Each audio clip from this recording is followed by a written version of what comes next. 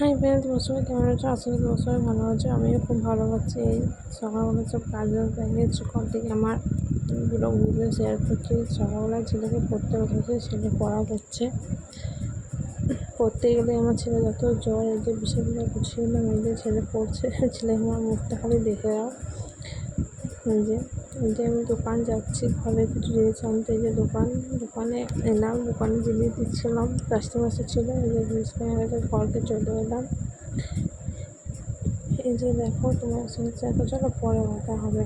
এই যে মাছ নহল মাখিয়ে রেখেছি। এই যে ভাত বসাচ্ছে, ভাতে জাল দিতে এসেছি। আমাদের গ্রাম সাইডে এই ভাত উনুনে ভাত হয়। আমার ছেলে ইয়ে দিতে রয়েছে, তোমার সঙ্গে আবার শেয়ার করছি। এই যে সব কাজ বাজ রান্না বান্না করে কাজ করে এই যে বসলাম। কী বলবো গ্যাস, এত গরম পড়েছে, তোমাদের কিছু বলার নেই।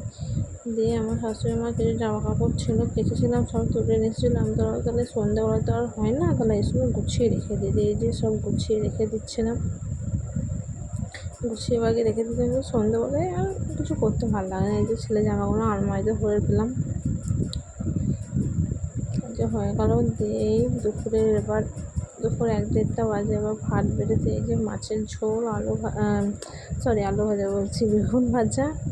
যে সবাইকে দিয়ে দিয়েছি। যে এটা আমার বরের ভাত। বর এখন চান করতে গেছে, তাই ভাতটা বেড়ে রেখেছি।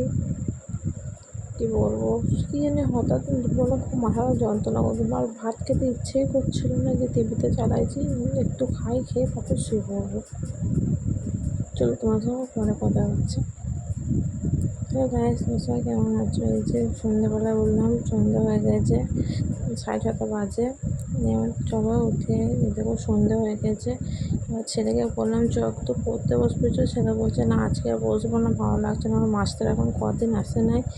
এই যে আমার ছেলে মুখটা খালি দেখো, একবার দেখো গাইস, পড়তে বসবো বলে এই অবস্থা।